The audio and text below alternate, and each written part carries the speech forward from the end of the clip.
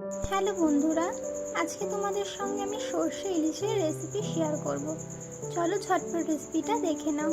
প্রথমে এখানে একটা মিক্সির বাটির মধ্যে আমি কালো সর্ষে নিয়ে নিয়েছি, তারপরে নিয়ে নিয়েছি হলুদ সর্ষে, আর তার মধ্যে একটু দিয়ে দিয়েছি সাদা জিরে, আর অল্প করে দিয়ে দিয়েছি রাঁধুনি।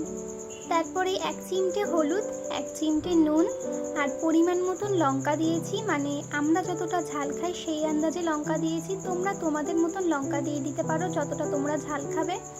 তারপরে একটু জল দিয়ে আমি পেস্ট করে নিয়েছি।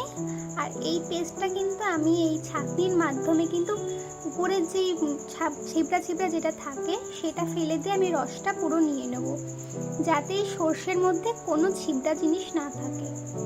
তারপরে এখানে মাছগুলো নিয়ে নিয়েছি। মাছের মধ্যে কিন্তু আমি একটু হলুদ আর নুন মাখিয়ে নেব। তোমরা কিন্তু কাঁচা মাছ দিয়েও করতে পারো, কাঁচা মাছ দিয়ে করলে এটা আরও বেশি সুন্দর লাগে খেতে।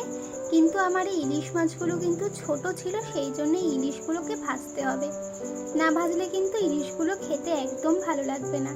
সবসময় মনে রাখবে, ছোট ইলিশ ভেজে রান্না করবে আর বড় ইলিশ কাঁচা রান্না করবে, তাহলে কিন্তু খেতে দুর্দান্ত লাগে। কড়াইতে বেশ খানিকটা তেল দিয়ে দিলাম। তারপরেই মাছগুলো এক এক করে দিয়ে দেবো। মাছগুলো কিন্তু তোমরা একটু লক্ষ্য রাখবে যেন বেশি ভাজা না হয়, একদম সামান্য হালকা ভাজা ভাজা করবে, তারপরেই কিন্তু সঙ্গে সঙ্গে তুলে নেবে। দেখতেই পাচ্ছ আমার কিন্তু সামান্য ভাজা হয়েছে, আমি কিন্তু একদম কড়া ভাজা করিনি। সেরকম তোমরা লক্ষ্য রাখবে যাতে বেশি ভাজা না হয়ে যায়। বেশি ভাজা হলে কিন্তু এই ছোট ইলিশের স্বাদ একদম পাওয়া যায় না। সেই জন্যে কিন্তু তোমরা একদম বেশি ভাজবে না, অল্প করে ভাজবে। সেরকম করে ভেজে এবার আমি সবকটা মাছ তুলে নেব। এরকম করে আমি প্রতিটা মাছ কিন্তু ভেজে নেব। আর এই সর্ষে ইলিশ কিন্তু তোমরা অন্যরকম করেও রান্না করতে পারো। আমি একটু অন্য ধরনের রান্না করছি, সেটাই তোমাদের সঙ্গে শেয়ার করছি। আর তারপরে কিন্তু সবকটা মাছ ভাজা হয়ে গেছে। এইবারে কড়াইতে যেইটুকুনি তেল ছিল সেই তেলের মধ্যে কিন্তু আমি ভাজা মাছগুলো সুন্দর করে সাজিয়ে দেবো। গ্যাসটা কিন্তু আমি অফ করে রেখেছি, আর সেই গরম তেলের মধ্যে সবকটা মাছ আমি এক এক করে পরপর করে সাজিয়ে নেব। সেই বেটে রাখা সর্ষের মধ্যে আমি কিন্তু হলুদ 1 চামচ নিয়েছি, আর নুন নিয়েছি 2 চামচ নিয়ে এটা ভালো করে আগে থেকে মিশিয়ে নেব।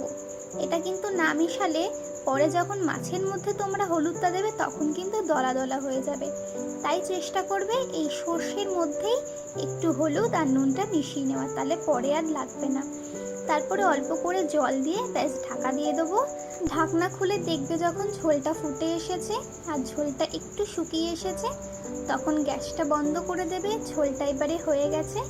আর এই মাছের ঝোলটা কিন্তু গরম গরম ভাতের সঙ্গে অসাধারণ লাগে। তোমরা একবার বাড়িতে তোমরা অবশ্যই এই রেসিপিটা বানিয়ে দেখো, আমাকে কমেন্ট করে জানিও তোমাদের কেমন লেগেছে।